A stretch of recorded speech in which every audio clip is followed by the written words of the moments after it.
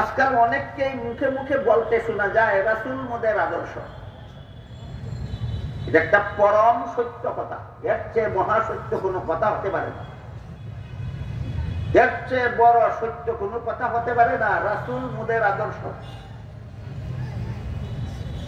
এতক্ষণের কথা যারা শুনেছেন বুঝেছেন তারা বলুন,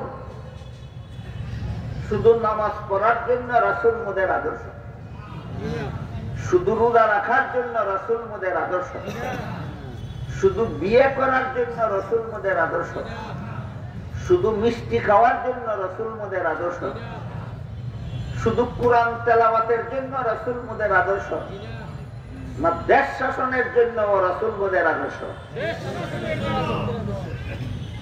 যারা দেশ শাসনের জন্য রাসূলকে আদর্শ বিশ্বাসও করে না, ফলোও করে না, হায়া লজ্জা থাকলে এদের মুখে রাসূল মোদের আদর্শ বলতে পারে না।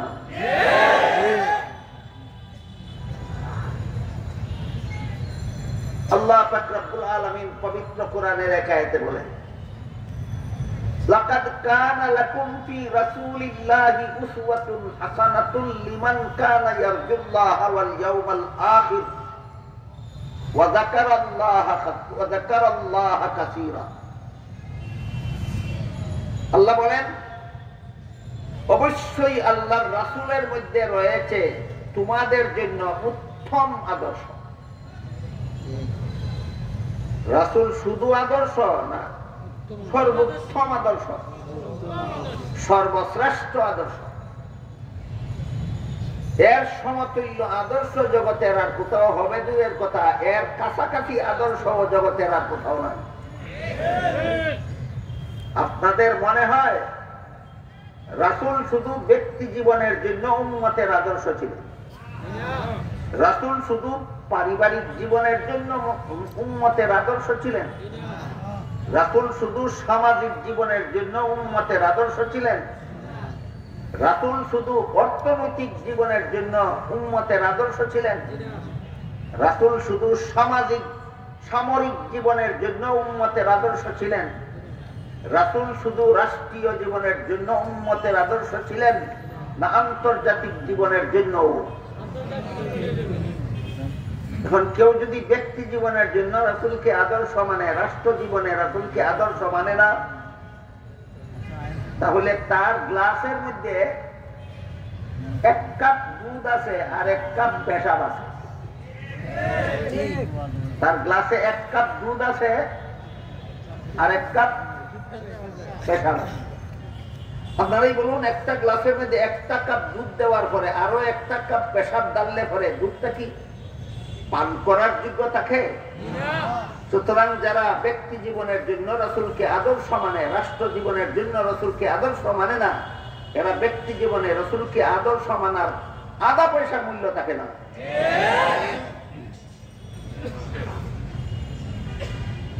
এটা হলো রাসূল যে রাষ্ট্র প্রতিষ্ঠা করেছিলেন, রাষ্ট্র পরিচালনার জন্য একটা সংবিধান তৈরি করেছিলেন। এই আলোচনার প্রাসঙ্গিক কথা, এই আলোচনার প্রাসঙ্গিক কথা। আল্লাহ কোরআনে রাসূলকে শুধু আমাদের ব্যক্তি জীবনের জন্য আদর্শ বলেননি, আল্লাহ কোরআনে রাসূলকে শুধু আমাদের পারিবারিক জীবনের জন্য আদর্শ বলেননি, আল্লাহ কোরআনে রাসূলকে শুধু আমাদের সামাজিক জীবনের জন্য আদর্শ বলেননি। রাসূল ব্যক্তি জীবনের জন্য আদর্শ, পারিবারিক জীবনের জন্য আদর্শ, সামাজিক জীবনের জন্য আদর্শ, রাসূল রাষ্ট্র জীবনের জন্য আদর্শ।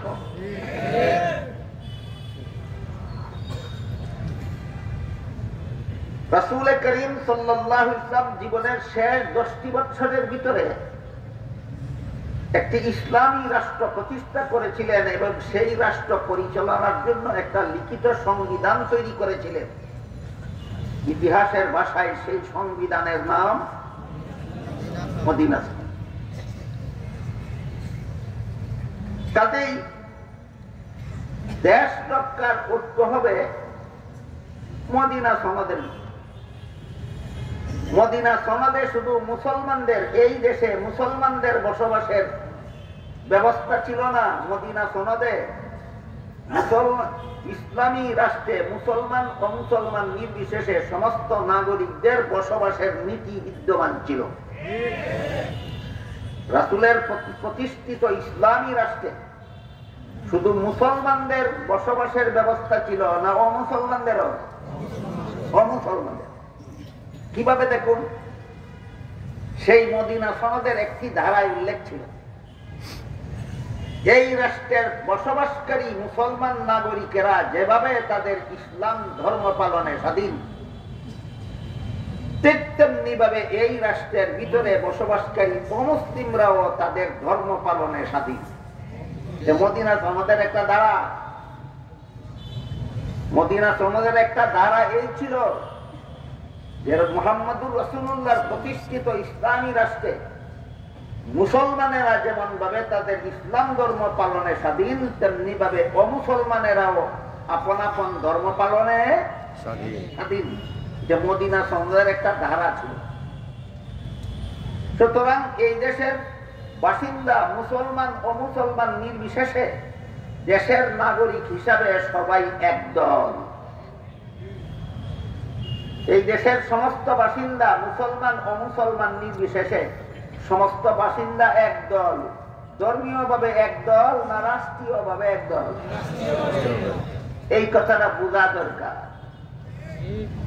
এখানে কি ইমান রক্ষার ঐক্যের রূপরেখা বর্ণনা করা হচ্ছে না দেশ রক্ষার ঐক্যের রূপরেখা? এটা হলো দেশ রক্ষার ঐক্যের রূপরেখা।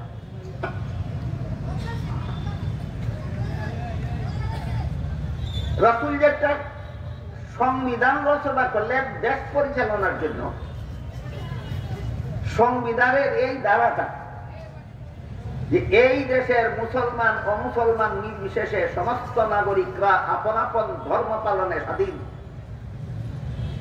এই ধারাটা কোরআনের সাথে মিল রাখে না গরমিল, সেটাও বোঝা দরকার। সেটা বুঝলে পরেই বুঝে আসবে মুসলমানের শাসিত কোন দেশের সংবিধান প্রস্তুত করার নীতিমালা কি। আজকাল অনেকের সংবিধান, মুসলমান শাসিত দেশের সংবিধান তৈরি করার আদর্শও জানে না, মূলনীতিও জানে না। গুড়ার ডিম, তিনি একজন সংবিধান বিশেষজ্ঞ। মুসলমান শাসিত দেশের সংবিধানের আদর্শ এবং মূলনীতি আছে, জানে না গুড়ার ডিম, অথচ তাকে উপাধি দেওয়া হয় সংবিধান বিশেষজ্ঞ। আমি বলি বিশেষভাবে অজ্ঞ।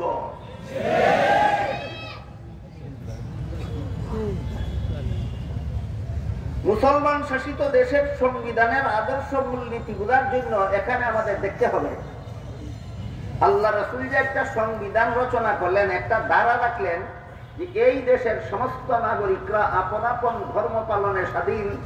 এটা কোরআনের সাথে মিল না গরমিল আগে আমরা দেখব, তারপরে এই সংবিধান থেকে আমরা মূলনীতি গ্রহণ করব। মুসলিম শাসিত দেশের সংবিধানের আদর্শ এবং মূলনীতি কি হতে হবে। এমরবে আল্লাহ পাক রব্বুল আলামিন পবিত্র কোরআনের সূরাতুল বাকারার 256 নম্বর আয়াতে বলেন, লা ইকরাহা ফিদ্দীন, ধর্মের বেলায় বল প্রয়োগ চলবে, বরং সমস্ত ধর্মাবলম্বীরাই থাকবে আপন আপন ধর্ম পালনে স্বাধীন। কোরআনের সূরাতুল বাকারার 256 নম্বর আয়াতে আল্লাহ ঘোষণা দিলেন সমস্ত ধর্মাবলম্বীরা আপন আপন ধর্ম পালনে স্বাধীন। ঐতিহাসিক মদিনা সনদে রাসূল ঘোষণা দিলেন সমস্ত ধর্মাবলম্বীরা আপন আপন ধর্ম পালনে স্বাধীন। সুতরাং রাসূলের রচিত সংবিধান আল্লাহর কোরআনের সাথে সাংঘর্ষিক না সামঞ্জস্যপূর্ণ? এই সামঞ্জস্যটাই হলো মুসলিম শাসিত দেশের সংবিধানের মূলনীতি। এই সামঞ্জস্যটাই হলো মুসলিম শাসিত দেশের সংবিধানের মূলনীতি। তুমি সংবিধান ইচ্ছা মতো বানাও, সংবিধানের কোন দ্বারা উপদ্বারা যেন কোরআনের সাথে সাংঘর্ষিক না হয়। গোড়ার ডিমা মূলনীতি জানে না, মূল সংবিধান বানায় আর সংবিধান বিশেষজ্ঞ উপাধি পুরায়, আর এই সংবিধান 2 দিন আগে একবার পাল্টায়, 2 দিন পরে আবার উল্টায়।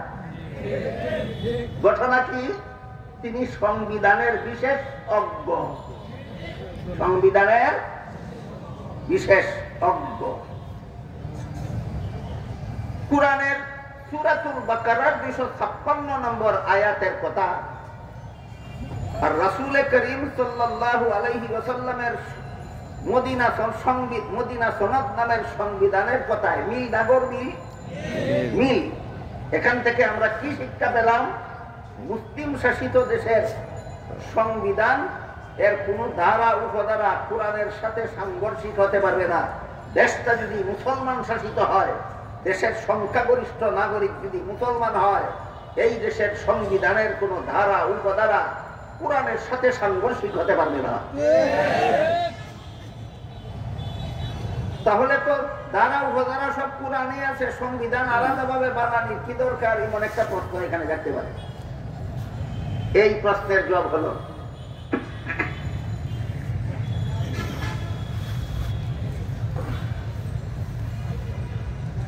কোরআন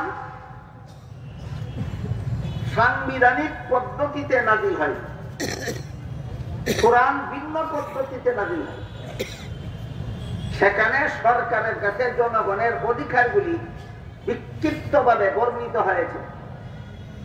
সরকারের কাছে জনগণের প্রাপ্য অধিকার আছে অনেকগুলি, সেই অধিকারগুলি কোরআনের মধ্যে সাংবিধানিক পদ্ধতিতে ধারাবাহিকভাবে ABC ক খ গ বলে উল্লেখ করা হয়নি, বিক্ষিপ্তভাবে বর্ণিত। কোরআনের গতিতে নাজিল হয়েছে, আর সংবিধানের গতিতে রচিত হয়। এই জন্য কোরআনের যেখানে যেখানে সরকারের কাছে জনগণের প্রাপ্য অধিকারগুলি আছে, সেগুলি খুঁজে নিয়ে সংবিধানে একত্রে সিরিয়াল করা হয়। এই হলো কোরআনের বিবরণে আর সংবিধানের বর্ণনার ধারায় ব্যবধান। বিষয়টা বোঝার জন্য খুব সহজ একটি উদাহরণ দিচ্ছি। আপনারা সকলেরই জানা থাকার কথা, অন্তত যারা নামাজ পড়েন, নামাজের মধ্যে 13টি ফরজ আছে। এই কথাটা যদি কোনো ফিকহের কিতাবে লেখা থাকে, তাহলে এই সিরিয়ালে লেখা থাকে নামাজের ফরজ 13টি। 1 নম্বরে ও এই, 2 নম্বরে এই, 3 নম্বরে এই, 4 নম্বরে এই, 5 নম্বরে এই, 6 নম্বরে এই। এটা হলো ফিকহের কিতাবের বিন্যাসের ধারা। কিন্তু নামাজের 13 ফরজ কোন হাদিসে এই সিরিয়াল মতো বর্ণিত নয়। রাসূলের লক্ষ লক্ষ হাদিসের ভান্ডার থেকে চয়ন করে ফিকহবিদরা এটাকে ফিকহের কিতাবে বিন্যস্ত করেছেন। বুঝে থাকে বলেন, নামাজের 13টি ফরজ কোন হাদিসে বিন্যস্ত ভাবে বর্ণিত না লক্ষ লক্ষ হাদিসে বিক্ষিপ্ত ভাবে বর্ণিত? কিতাবটা যদি ফিকহ বিষয়ক হয়, তাহলে বিক্ষিপ্ত ভাবে বর্ণনা করলে লক্ষ লক্ষ কিতাব পড়তে হবে একটা মানুষের নামাজের 13 ফরজ শিখার জন্য।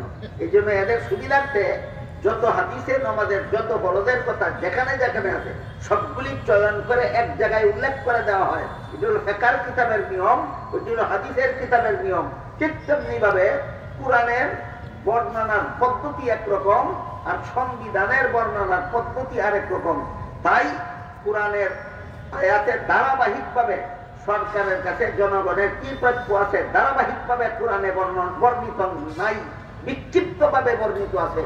সংবিধানের পদ্ধতি হলো কোরআনের সেই বিক্ষিপ্ত বর্ণনা থেকে চয়ন করে সরকারের কাছে জনগণের কি কি প্রাপ্য আছে তা বিন্যস্ত ভাবে সংবিধানে লিখতে হবে। এটি হলো সংবিধান লেখার সিস্টেম।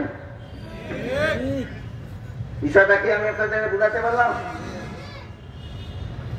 সরকারের কাছে যতগুলি প্রাপ্য আছে জনগণের, এর মধ্যে একটা প্রাপ্য হলো নিরাপত্তার ব্যবস্থা করা। জনগণ যেন নিরাপদে দেশে বসবাস করতে পারে, শুধু মুসলমানেরা। আমার এতক্ষণের কথা যারা বুঝেছেন বলুন, একটা মুসলিম শাসিত দেশের শুধু মুসলমানেরা যেন নিরাপদে বসবাস করতে পারে, এটা সরকারের কাছে জনগণের প্রাপ্য না যে কোনো ধর্মাবলম্বী জনসাধারণ। দেশে বসবাসকারী প্রত্যেকটা জনসাধারণ, প্রত্যেকটা নাগরিক যে কোনো ধর্মাবলম্বী হোক, তার নিরাপত্তার ব্যবস্থা করা সরকারের দায়িত্ব। এটা কোরআনে বর্ণিত হয়েছে, হাদিসে বর্ণিত হয়েছে।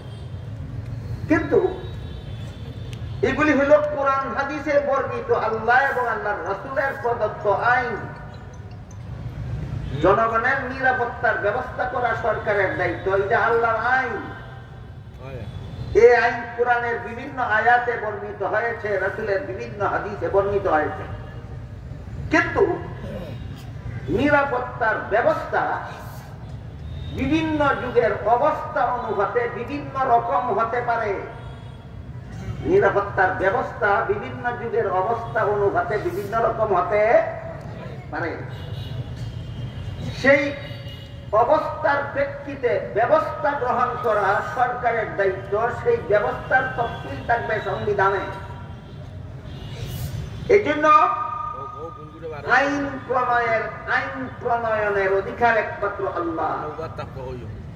আল্লাহ ছাড়া আর কারো আইন প্রণয়নের যোগ্যতাও নাই, অধিকারও নাই। সরকার যে সংবিধান রচনা করবে, সরকারের বাপেরও অধিকার নাই আইন রচনা করে সংবিধান তৈরি করা।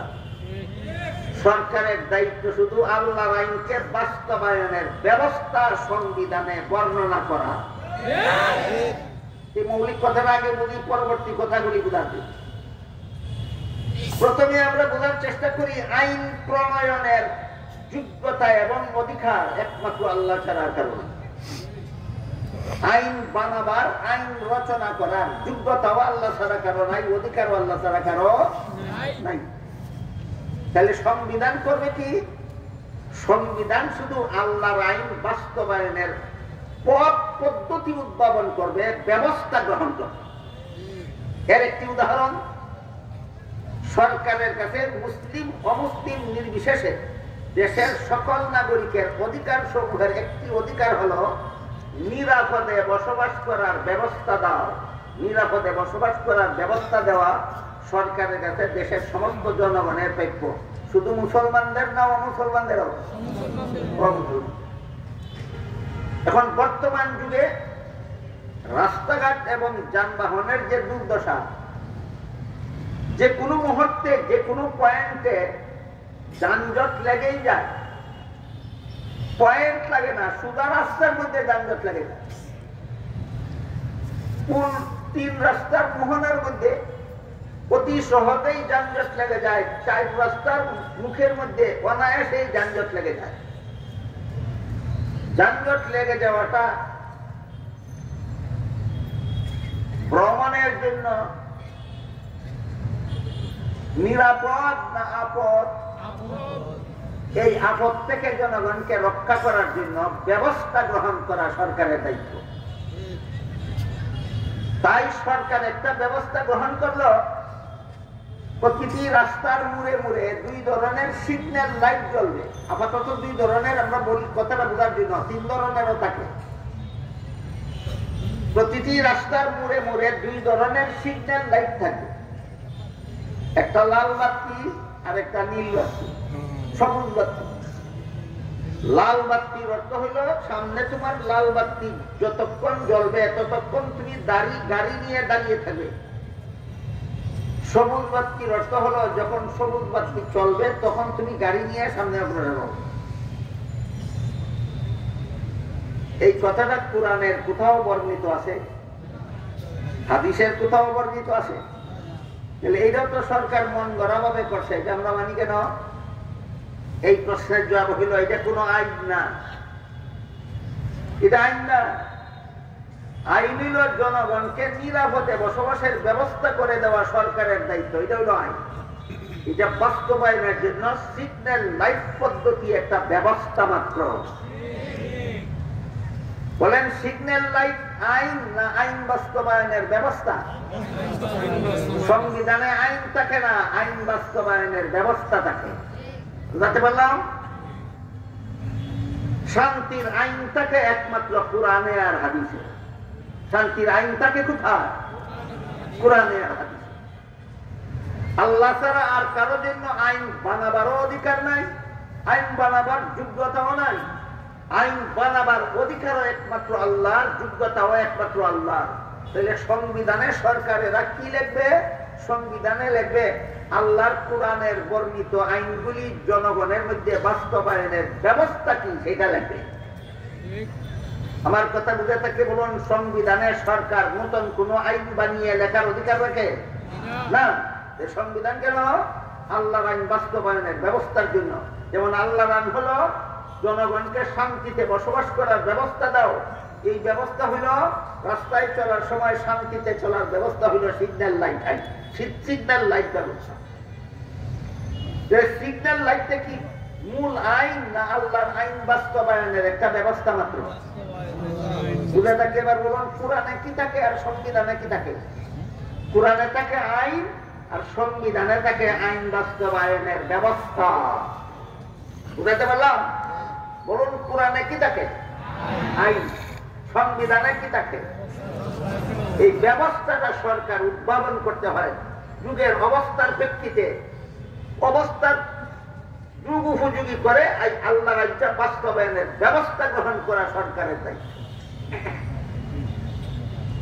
তবেই রাসূল করিম সাল্লাল্লাহু আলাইহি ওয়াসাল্লাম ছাড়াও দুনিয়াতে কিয়ামত পর্যন্ত যত দেশ মুসলমানের দেশ বলে গণ্য হবে, অর্থাৎ যত দেশের সংখ্যাগরিষ্ঠ নাগরিক মুসলমান হবে, যত দেশ মুসলমান শাসিত দেশ বলে গণ্য হবে, এই সমস্ত দেশের সংবিধান এর ধারা উপধারা এমন ভাবে বানাতে হবে যেন আল্লাহর কোরআনের কোন বিধানের সাথে সাংঘর্ষিক না হয়। এই নীতি আমরা পেলাম কোথা থেকে? ঐতিহাসিক মদিনা সনদ থেকে। মদিনা সনদে রাসূল আইনের একটা ধারা রাখলেন, এই দেশে বসবাসকারী মুসলমানগণ যেমন ভাবে তাদের ইসলাম ধর্ম পালনে স্বাধীন, তেমনি ভাবে এই দেশে বসবাসকারী ইহুদি, বৌদ্ধ, খ্রিস্টান তথা নির্বিশেষে অন্যান্য ধর্মাবলম্বীরাও আপন আপন ধর্ম পালনে স্বাধীন। এটা মদিনা সনদের একটা ধারা। আমার এতক্ষণের কথা যারা শুনেছেন, বুঝেছেন, বলুন, মদিনা সনদের সেই ধারাটা কোরআনের সাথে সাংঘর্ষিক ছিল না কোরআনের অনুকূলে ছিল? এইটাই মুসলিম দেশের শাসনতন্ত্র রচনার মূলনীতি। মুসলমানের দেশের শাসনতন্ত্র রচনার মূলনীতি, সংবিধান রচনার মূলনীতি, মুসলমান দেশের সংবিধান রচনার মূলনীতি রাসূল করিম সাল্লাল্লাহু আলাইহি ওয়াসাল্লাম ঐতিহাসিক মদিনা সনদে সাব্যস্ত করে দিয়েছেন, ধার্য করে দিয়েছেন। তোমার কোন ধারা উপধারা যেন কোরআনের সাথে সাংঘর্ষিক না হয়। আর একটা কথা পরিষ্কার ভাবে আমরা বুঝে নেওয়ার চেষ্টা করি, এই যে বললাম আইন বানাবার অধিকারও আল্লাহ ছাড়া আর কারো নাই, আইন বানাবার যোগ্যতাও আল্লাহ ছাড়া আর কারো নাই, সেটা কি না? এমর্মে আল্লাহ পাক রব্বুল আলামিন পবিত্র কোরআনের এক আয়াতে বলেন, ইনিল হুকমু ইল্লা লিল্লাহ আলা লাহুল খালকু ওয়া লাহুল আমরু। এই আয়াতগুলির মর্ম হলো সৃষ্টি যার বিধান তার। এটা জীবনে কোনোদিন বলবেন না। বিধান মানে আইন। যিনি সৃষ্টি করেছেন আইন শুধু তার চলবে। যিনি সৃষ্টি করেছেন আইন শুধু তার চলবে। এই জন্য আল্লাহ বলেন, আল্লাহ লাহুল খালকু ওয়া লাহুল আমর। সৃষ্টি যার বিধান তার, সৃষ্টি যার বিধান তার, সৃষ্টি যার বিধান। একমাত্র সৃষ্টিকর্তা আল্লাহর যোগ্যতা আছে আইন বানাবার, অধিকার আছে আইন প্রয়োগ করার। আল্লাহ ছাড়া আর কারো মধ্যে আইন বানাবার যোগ্যতাও নাই, আইন প্রয়োগের অধিকারও নাই। সরকারেরা সংবিধানে কি পুরার ডিম লিখবে? আল্লাহর আইন বাস্তবায়নের ব্যবস্থা লিখবে। বলুন, সরকারেরা সংবিধানে কি লিখবে? আল্লাহর আইন বাস্তবায়নের ব্যবস্থা। তাহলে সূরাতুল বাকারার 256 নম্বর আয়াতে আল্লাহ যে আইন দিয়েছেন, ঐতিহাসিক মদিনা সনদে রাসূল তার ব্যবস্থা লিখেছেন কিনা? লিখেছেন। এখান থেকে আমরা কি শিক্ষা পেলাম? মুসলিম দেশের সরকারেরা সংবিধানে কি লিখবে? আল্লাহর কোরআনের বর্ণিত আইন বাস্তবায়নের ব্যবস্থা লিখবে। কি লিখবে? ব্যবস্থা লিখবে। আইন বানাবার অধিকারও তোমার নাই, আইন বানাবার যোগ্যতাও তোমার মধ্যে নাই। আইন যা বানাবার আল্লাহ বানিয়ে দিয়েছেন, তুমি শুধু বাস্তবায়নের ব্যবস্থা উদ্ভাবন করো, উদ্ভাবিত ব্যবস্থাগুলি সংবিধানে লেখো, জনগণের মধ্যে বাস্তবায়ন করো। এবার আমরা বোঝার চেষ্টা করি, আইন বানাবার অধিকার, আইন বানাবার যোগ্যতা আল্লাহ ছাড়া আর কারোর মধ্যে নাই। মানুষ যদি আইন বানায়, অতীত এর অভিজ্ঞতা এবং বর্তমান অবস্থার প্রেক্ষাপটে আইন বানায়, ভবিষ্যৎ সম্পর্কে তার কিছুই জানা থাকে না। বলেন, মানুষ অতীত জানতে পারে, বর্তমান জানতে পারে, ভবিষ্যৎ জানে না। কাজেই মানুষ যদি আইন বানায়, অতীতের অভিজ্ঞতার আলোকে বর্তমান অবস্থার প্রেক্ষাপটে আইন বানাবে, কিছুদিন পরে দেখা যায় প্রেক্ষাপট পাল্টে যাবে, ভবিষ্যতে সেই আইন ভবিষ্যতে হয়ে যাবে আনফিট। কাজেই যেই মানুষ ভবিষ্যৎ জানে না, এই মানুষ ভবিষ্যতে চালু করার মতো আইন বানাবার যোগ্যতা রাখে না। আল্লাহ ছাড়া আর কারোর মধ্যে আইন বানাবার যোগ্যতা নাই। কেন? ভবিষ্যৎ জানে না। তুমি অতীতের আলোকে আইন বানাইবা, তুমি বর্তমানের আলোকে আইন বানাইবা, ভবিষ্যতে যখন সবকিছু পাল্টে যাবে তখন তোমার মন গড়া আইন অচল হয়ে যেতে বাধ্য হবে। আপনারা মনে কিছু না নিলে একটা সোজা উদাহরণ দেব।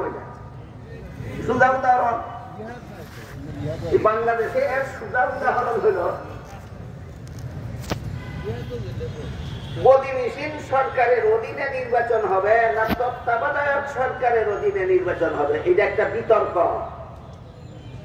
বর্তমান বাংলাদেশের রাজনৈতিক বিতর্কগুলির মধ্যে এটা একটা জটিল বিতর্ক, যে গদিমিশীল সরকারের অধীনে নির্বাচন হবে না তত্ত্বাবধায়ক সরকারের অধীনে নির্বাচন। উল্টে ফলতে দুটোটাই করে দেখা গেছে বর্তমানে যেইটা বুঝে, যেই কৌশল বুঝে একটা আইন করেছিল, কিছুদিন পরে সেই কৌশল বিনষ্ট হয়ে যায়, আইন অচল হয়ে যায়। শেষ পর্যন্ত ওর পরিস্থিতি এই দাঁড়াইল, যেই দলে সরকার গঠন করে সেই দল বলে সরকারের অধীনে নির্বাচন হবে, তত্ত্বাবধায়ক সরকারের অধীনে নয়। এই দলই আবার যখন নির্বাচনে ফেল করে বিরোধী দলের ভূমিকায় যায়, তখন বলে সরকারের অধীনে নির্বাচন হলে নিরপেক্ষ হয় না, তত্ত্বাবধায়ক সরকারের অধীনে নির্বাচন হতে হবে। এই তুই গদির থাকা অবস্থায় কি করছি, এখন কি কর?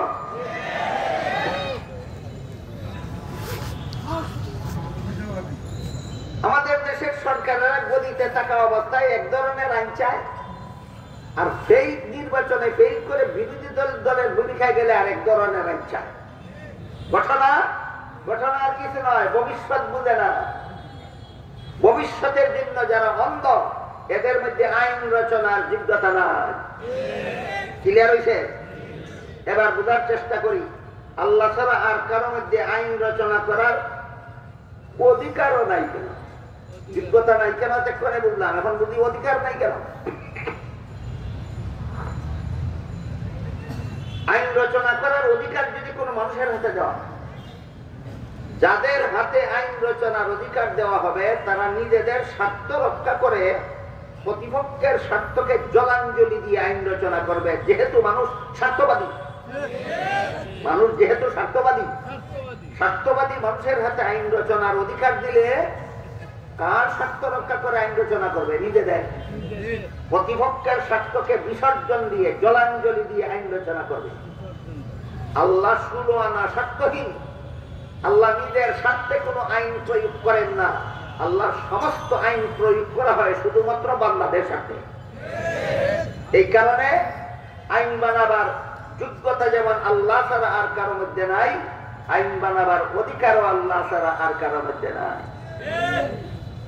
তাহলে মুহাম্মদুর রাসূলুল্লাহ মদিনা সনদ নামের সংবিধান বানাইলেন কেন? এটা আইন গ্রন্থ না, এটা আল্লাহর আইন বাস্তবায়নের ব্যবস্থা গ্রন্থ। ক্লিয়ার হয়েছে? এই ব্যবস্থা গ্রন্থ মূল আইন গ্রন্থের সাথে কেমন মিল? আল্লাহ সূরাতুল বাকারার 256 নম্বর আয়াতে বলেন, সমস্ত ধর্মাবলম্বীরা আপন আপন ধর্ম পালনের স্বাধীন। মুহাম্মদুর রাসূলুল্লাহ ঐতিহাসিক মদিনা সনদেও বলেন, সমস্ত ধর্মাবলম্বীরা আপন আপন ধর্ম পালনের স্বাধীন। কোরআনের সাথে সাংঘর্ষিক। না সামঞ্জস্যপূর্ণ?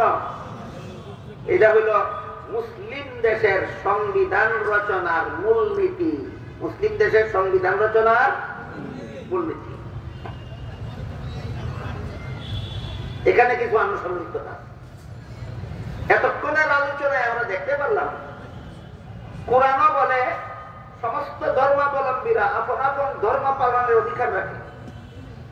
রাসূলের তৈরি করা মদিনা সনদ বলে একই দেশে বসবাসকারী বিভিন্ন ধর্মাবলম্বীরা আপন আপন ধর্ম পালনের স্বাধীনতা রাখে। এই ধর্মীয় স্বাধীনতা কোরআনেও স্বীকৃত, হাদিসেও স্বীকৃত। কোরআনেও স্বীকৃত, হাদিসেও স্বীকৃত। তাই প্রশ্ন জানে যেহেতু কোরআনেও আল্লাহ সমস্ত ধর্মাবলম্বীদের আপন আপন ধর্ম পালনের স্বাধীনতা ঘোষণা করেছেন, হাদিসে তথা মদিনা সনদে রাসূলও দেশের সমস্ত ধর্মাবলম্বীদের ধর্মীয় স্বাধীনতার স্বীকৃতি ঘোষণা করেছেন, তাহলে কি সবগুলি ধর্মই আল্লাহর কাছে গ্রহণযোগ্য? এই প্রশ্নটা হলো এর গুরুত্বপূর্ণ আনুষঙ্গিক আলোচনা। এই প্রশ্নের সুস্পষ্ট জবাব আল্লাহ দিয়েছেন সূরা আলে ইমরানের 85 নম্বর আয়াত। সমস্ত ধর্মই আল্লাহর কাছে গ্রহণযোগ্য কিনা সেটা ভিন্ন কথা, আর এক দেশে বসবাসকারী সমস্ত ধর্মাবলম্বীদের যার যার ধর্ম পালনের স্বাধীনতা আছে কিনা সেটা ভিন্ন কথা, এক কথা নয়। সূরা আলে ইমরানের 85 নম্বর আয়াতে আল্লাহ বলে দিয়েছেন, মান ইয়াবতাগি গায়রাল ইসলামি দীনান ফালান ইউকবালা মিনহু ওয়া হুয়া ফিল আখিরাতি মিনাল খাসিরিন। এর অর্থ হলো ইসলাম ছাড়া আর কোন ধর্মই আল্লাহর কাছে গ্রহণযোগ্য নয়। অস্পষ্ট কথা না সুস্পষ্ট? কোরআনের সুস্পষ্ট কথার ব্যাখ্যার দরকার হয় না, তাফসীরের দরকার হয় না। কোরআনের যেসব কথা অস্পষ্ট সেইগুলির ব্যাখ্যা বা তাফসীরের দরকার হয়। কাজে ইসলাম ছাড়া আর কোন ধর্মই আল্লাহর কাছে গ্রহণযোগ্য নয়, এটা কোন কোরআনের অস্পষ্ট কথা নয়, যে সুস্পষ্ট কথা, ব্যাখ্যাহীন ভাবে যা বলা হয়েছে তাই বাস্তব। তাই এবার আরো জটিল প্রশ্ন, সেটা হলো একমাত্র ইসলাম ছাড়া আর কোন ধর্মই যদি আল্লাহর কাছে গ্রহণযোগ্য না হয়, তাহলে অন্য ধর্মগুলি পালন করার স্বাধীনতা দিলেন কেন? আর অন্য ধর্ম পালন করার স্বাধীনতাই যদি দিলেন তাহলে গ্রহণযোগ্য হবে না কেন? এখনের প্রশ্নটা আরো জটিল। এই প্রশ্নের জবাব না জানার কারণে কোরআন হাদিসের শিক্ষা থেকে যারা জীবনভর স্বেচ্ছায় সজ্ঞানে ঠান্ডা মাথায় অনেক নিরাপদ দূরে অবস্থান করে, এরাও ইসলামের বিধিবিধান নিয়ে মূর্খের মতো নাক গলায়। এই সমস্ত পাণ্ডিত্যপূর্ণ ব্যাপারে মূর্খরা যদি নাক গলায়, তাহলে কামারে যদি স্বর্ণে গলার হার বানায়, কর্মকার যদি গলার স্বর্ণ দ্বারা গলার হার বানায়, হারের যেই দশা হবে, কোরআন হাদিসের জ্ঞান বিবর্জিত সরকারি নেতারা যদি ইসলামের বিধান নিয়ে নাক গলায়, তখন ইসলামের বিধানও ওই গলার হারের মতো 12টা বাজতে বাধ্য হবে।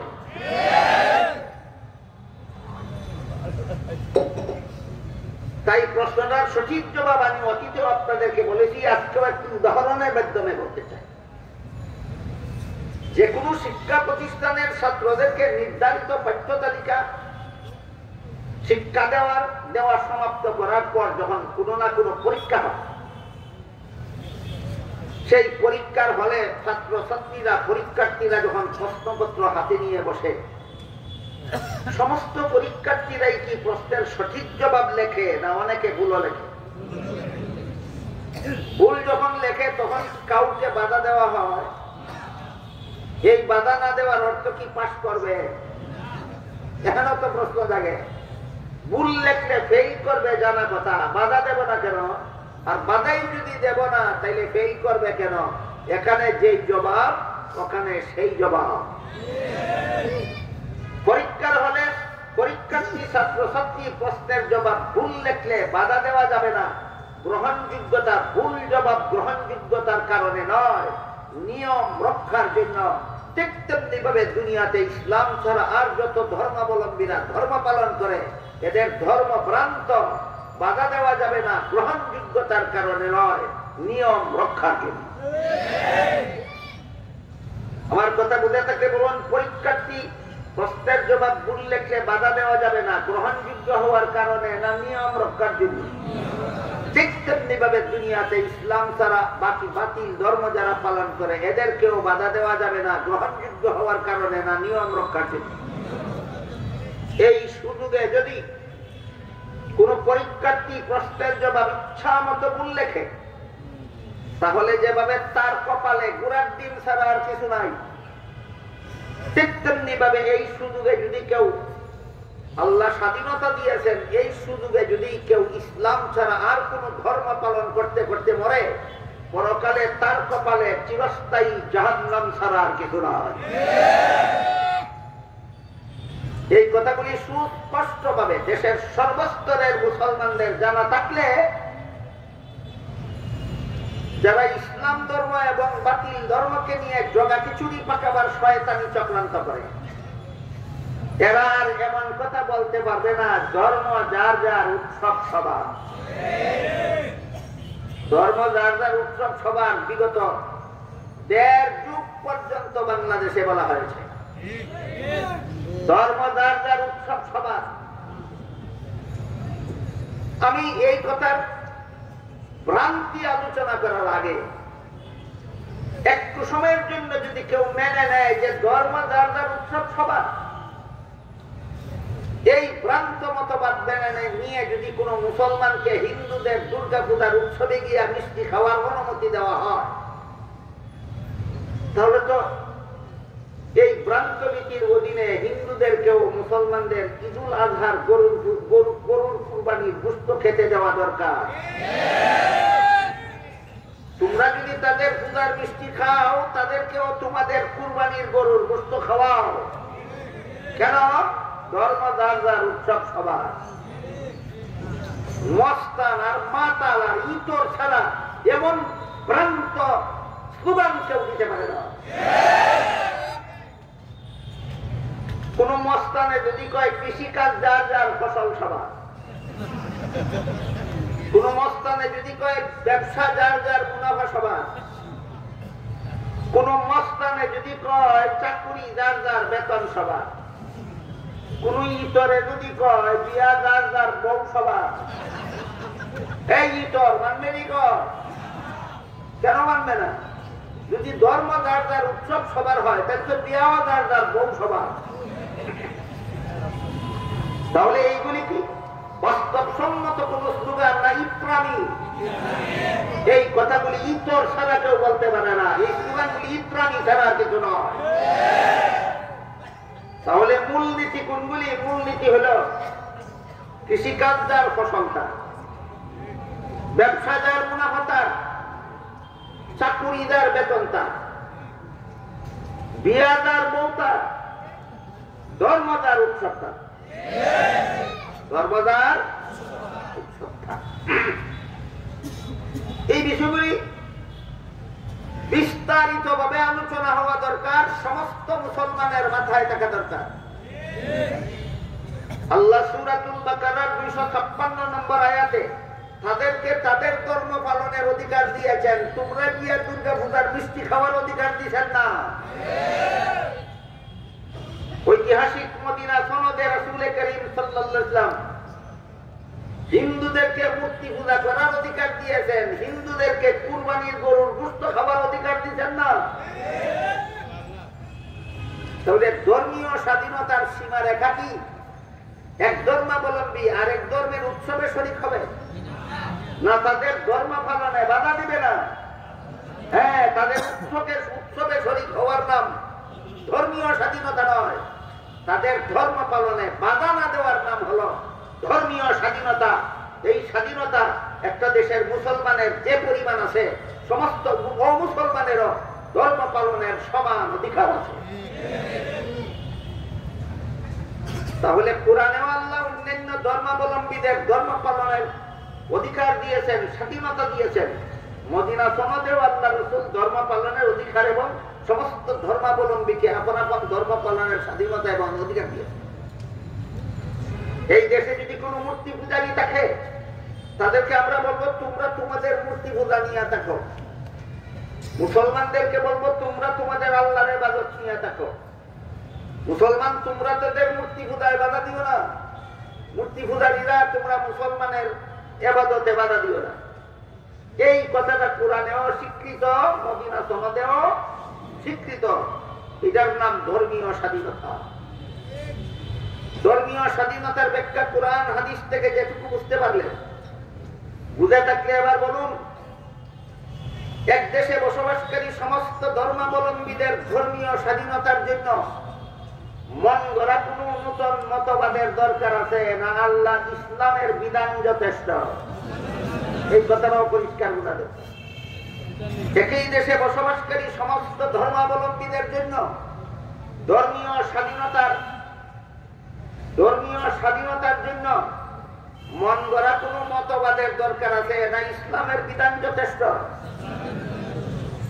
এখানে যদি আপনি ইসলামের বিধানকে উপেক্ষা করার জন্য, ইসলামের বিধানকে পাশ কেটে যাওয়ার জন্য, ইসলামের বিধানকে কৌশলে অমান্য করার জন্য নতুন কোন মতবাদের নাম ব্যবহার করেন, তাহলে প্রমাণ হবে আপনার কাছে ইসলামের বিধান পছন্দসই নয়। আর ক্লিয়ার করে কই, বাংলাদেশে যত অমুসলিম ইসলাম মুসলমান ছাড়া অন্য যত ধর্মাবলম্বী আছে, আমার এতক্ষণের আলোচনা যারা বুঝেছেন, বলুন তাদের পুরাপুরি ধর্মীয় স্বাধীনতা ইসলামে স্বীকৃত কিনা? তাহলে অন্য ধর্মের ধর্ম পালনের স্বাধীনতার স্বীকৃতির জন্য কোরআনের আইন যথেষ্ট, আল্লাহর বিধান যথেষ্ট। এখানে যদি আপনি বলেন কোরআনের আইন মতো বাংলাদেশের হিন্দুদের মূর্তি পূজার অধিকার আছে, কোরআনের আল্লাহর বিধান মতো বাংলাদেশের হিন্দুদের মূর্তি পূজার অধিকার আছে, এইভাবে না বলে আপনি যদি বলেন মুসলমানেরা মুসলমানের ধর্ম পালন করবে, হিন্দুরা মূর্তি পূজার ধর্ম পালন করবে, এজন্য আমরা ধর্ম নিরপেক্ষবাদী, এটার লাগে ধর্ম নিরপেক্ষ নামের মন গড়া মতবাদ লাগে না আল্লাহর আইন যথেষ্ট? তুমি আল্লাহর আইনকে কৌশলে পাশ কাটাইলা কেন বানর? আমার কথা বুঝেন? বুঝে থাকলে বলুন, বিভিন্ন ধর্মাবলম্বীদের ধর্মীয় স্বাধীনতার জন্য ধর্ম নিরপেক্ষতার নামে আলাদা কোন মতবাদের দরকার না, আল্লাহর বিধান যথেষ্ট। আল্লাহর বিধান বলতে তোমারও তো মাথা ব্যথা হয় কেন? এটা তো আল্লাহর বিধান মতেই স্বীকৃত। তুমি আল্লাহর বিধান না বলে মন গড়া মতবাদের নাম বলো কেন? বিষয়টা কি আমি আপনাদের বুঝাতে পারলাম? এই হলো দেশ রক্ষার ঐক্যের এক রূপরেখার একটা ধারা। সেটা কি? একই দেশে বসবাসকারী সমস্ত ধর্মাবলম্বীরা আপন আপন ধর্ম পালনের সাথে যে দেশ রক্ষার ঐক্যের রূপরেখা, ইমান রক্ষার ঐক্যের রূপরেখা না দেশ রক্ষার ঐক্যের রূপরেখা? দেশ রক্ষার ঐক্যের রূপরেখা। এর জন্য শর্ত হলো দেশের আইন শৃঙ্খলা মেনে নিতে হবে সমস্ত ধর্মাবলম্বীকে। দ্বিতীয় ধারা, মুসলমান তুমি এই দেশের নাগরিক, হিন্দু তুমিও এই দেশের নাগরিক, বৌদ্ধ তুমিও এই দেশের নাগরিক, ইহুদি তুমিও এই দেশের নাগরিক, খ্রিস্টান তুমিও এই দেশের নাগরিক।